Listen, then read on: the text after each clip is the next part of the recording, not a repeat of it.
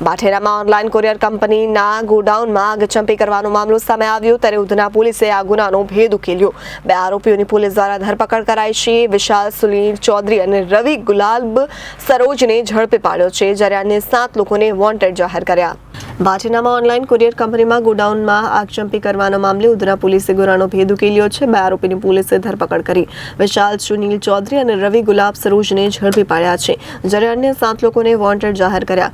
કુરિયરના ધંધાર્થે થયેલ માથાકૂટમાં આગચંપી કરી હોવાની કબૂલાત કરી છે ત્યારે તારાચંદ ઉર્ફે બચ્ચી અને નીતિન નામના ફરાર આરોપીઓની આરબી એન્ટરપ્રાઇઝના માલિક જોડે માથાકૂટ થઈ છે। બાદ આરોપીઓને એક સંપ થઈ કુરિયર કંપનીમાં ગોડાઉનમાં આગ લગાડી હતી। આગમાં 3173 અલગ-અલગ પાર્સલ, 2 લેપટોપ સહિત પ્રિન્ટર બળીને ખાક થયા જ્યાં 14 લાખથી વધુનું નુકસાન કુરિયર કંપનીના માલિકને પહોંચાડ્યું। પોલીસે સીસીટીવી ફૂટેજ અને હ્યુમન સોર્સને આધારે ગુનાનો ભેદ ઉકેલ્યો। વધુ તપાસ ઉધના પોલીસે હાથ ધરી। ઉધના પોલીસ સ્ટેશનના હદમાં આવેલ ભાઠેના જે વિસ્તાર છે ત્યાં આગળ આરબી એન્ટરપ્રાઇઝ નામની જે કુરિયર એજન્સી છે એના માલિક આમોલ ભગવાન પગારે આ કમ્પ્લેન આપેલી છે અને 21/7/2025ના રાતના 2:30 થી 3:30ના સમયગાળા દરમિયાન આ આગજનીની ઘટના બની હતી જેમાં અમે BNS 326G 189(2) અને 3(5) મુજબ ગુનો રજીસ્ટર કરેલો છે।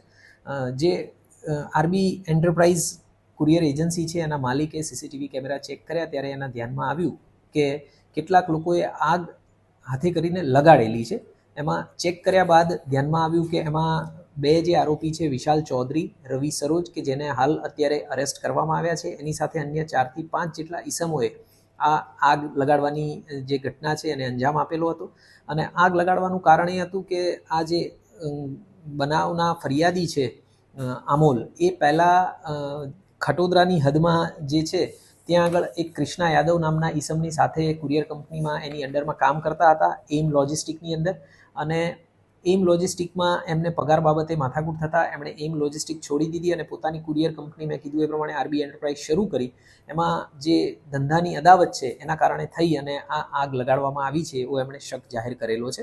આ બાબતે અત્યારે સીસીટીવી ફૂટેજ અને અન્ય સોર્સિસથી અમે ઇન્વેસ્ટિગેશન કરી રહ્યા છીએ અને બાકીના જે પણ આરોપીઓ છે એમને જલ્દીથી જલ્દી અરેસ્ટ કરવામાં આવશે। સર આ જે આગ લાગી છે જે આગ લગાવવાવાળા હતા એ જાતે સળગી ગયા છે। સીસીટીવી ફૂટેજ ચેક કર્યા છે અત્યારે અને એમાં અમારા ધ્યાનમાં આવેલું છે કે જે આગ લગાડવા માટે જે લોકો ગયા હતા એમાંથી એક ઈસમને પીઠના ભાગે આગની જે જ્વાળાઓ છે એ લાગેલી છે અને એ ભાગતા દેખાઈ રહ્યા છે।